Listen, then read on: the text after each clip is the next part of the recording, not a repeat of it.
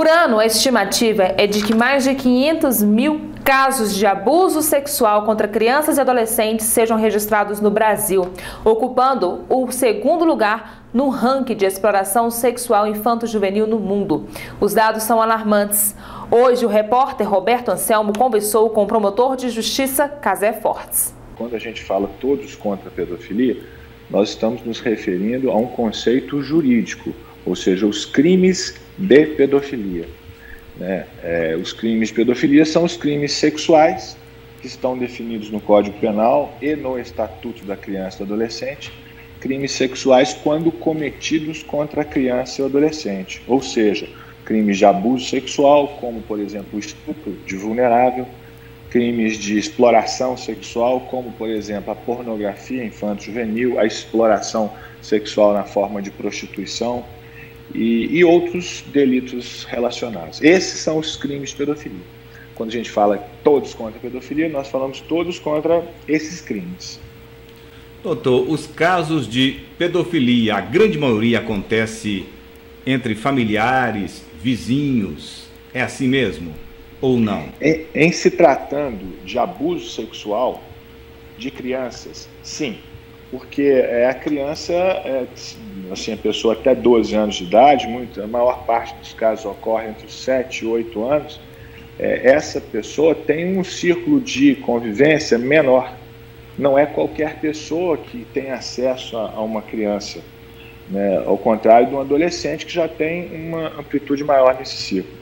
Então, em se tratando de abuso sexual, sim, ocorre mais dentro de casa, com pessoas mais próximas.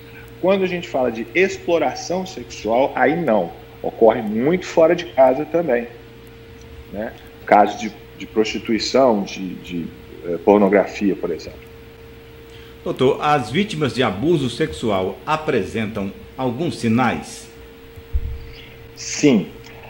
É importante dizer que uma criança dificilmente vai revelar isso, vai chegar e falar, olha, estou sofrendo abuso, estou sendo assediado, tá?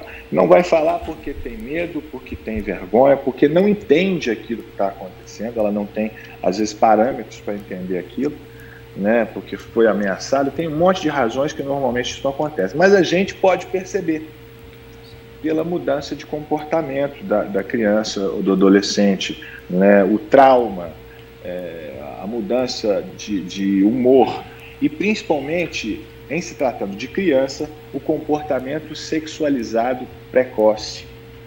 Também isso é perceptível através de desenhos, de brincadeiras e também os sinais físicos, que são evidentes dependendo do tipo de ação.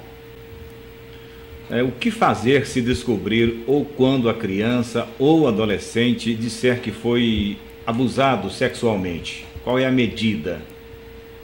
A primeira preocupação deve ser cuidar, acolher, acudir a vítima. Punir o criminoso é importantíssimo, a gente quer muito isso, mas em primeiro lugar temos que acolher a vítima.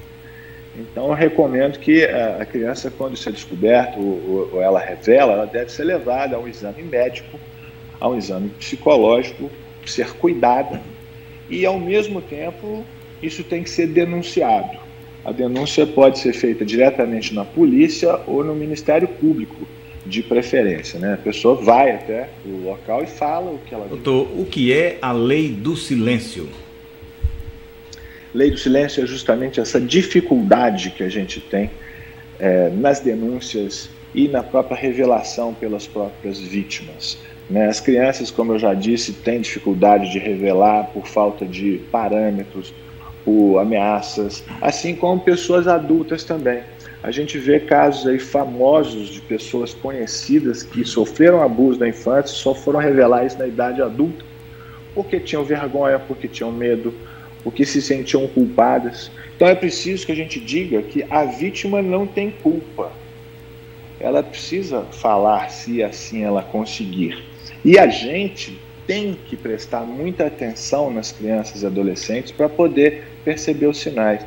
E muito importante, vigiar também, fiscalizar. O uso da internet hoje em dia é sensacional, é importantíssimo, mas tem que ser fiscalizado de perto pelos pais. Todo pai e mãe tem direito e dever de olhar o celular do filho, olhar o computador, o tablet, a plataforma de jogos, não pode deixar... vejo isso acontecer às vezes, um adolescente que fala: não, meu pai não pode ver meu celular, minha mãe não pode saber minha senha. Isso é inadmissível, não pode existir senha para pai e mãe. Pois é, esta também é uma das orientações aos pais ou responsáveis, né? É monitorar os pré-adolescentes, adolescentes, as crianças, nesse sentido, né?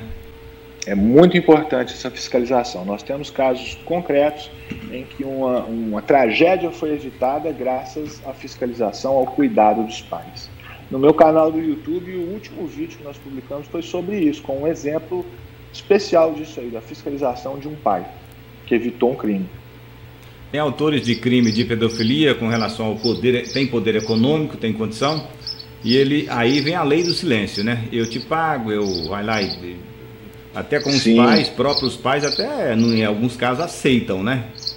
Oferecem alguma coisa pros pais. Infelizmente eu já enfrentei situações assim, sabe? Algumas em que até o bandido conseguiu subornar uma mãe. Tive um caso desse, que não vou citar nomes, né?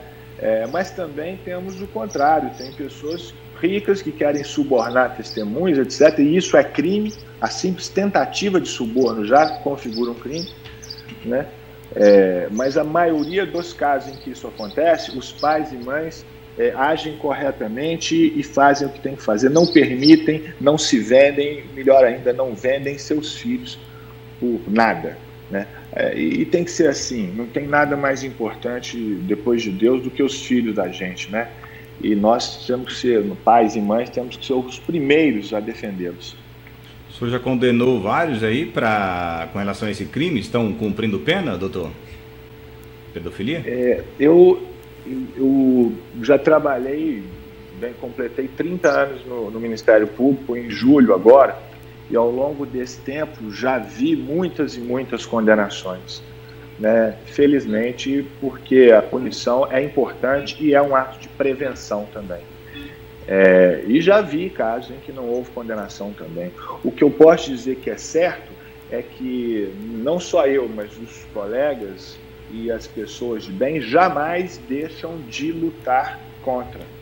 Para ganhar ou para perder, mas nós vamos lutar até o final.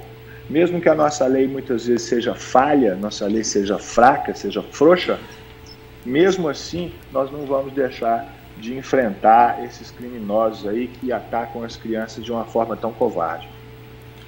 Para encerrar aqui, qual a sua mensagem às famílias que estão nos acompanhando nesse momento?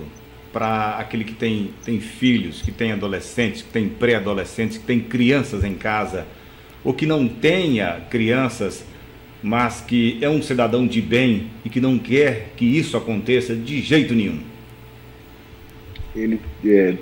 A gente sendo ou não pai e mãe, a gente deve saber que as crianças, os adolescentes são a parte mais importante da nossa nação, da nação brasileira. Isso está inclusive na lei, na Constituição brasileira, que estabelece prioridade absoluta para crianças e adolescentes. E é muito importante que nós saibamos disso. Criança e adolescente têm prioridade e nós todos temos obrigação de defendê-los e principalmente como fazer isso? Prestando atenção. Pais e mães, lembrem-se que em primeiro lugar vem segurança, né? Pai e mãe têm direito legal de fiscalizar os filhos, têm dever de controlar sua vida mesmo. Pai e mãe mandam nos filhos, isso está na lei. Hoje em dia, parece que houve eu já ouvi mães me dizerem o seguinte: não posso mexer no celular da minha filha de 12 anos porque é uma invasão de privacidade. Não é uma invasão de privacidade, é um cuidado, uma ação totalmente legal e legítima de defesa dos próprios filhos. Então a mensagem é essa: pais e mães, cuidem dos seus filhos, prestem atenção na vida deles, com quem eles andam, aonde eles vão, o que eles fazem, e exerçam seu papel de autoridade. Pai e mãe são autoridades que exercem o poder, chamado poder familiar, de defender os filhos. Então, doutor, o ponto fundamental de tudo isso é denunciar. Denunciar. É prevenir e denunciar. Prevenir é muito importante para que não aconteça. E tendo acontecido, vamos denunciar. Denunciar. Muito obrigado. Mais alguma consideração, doutor?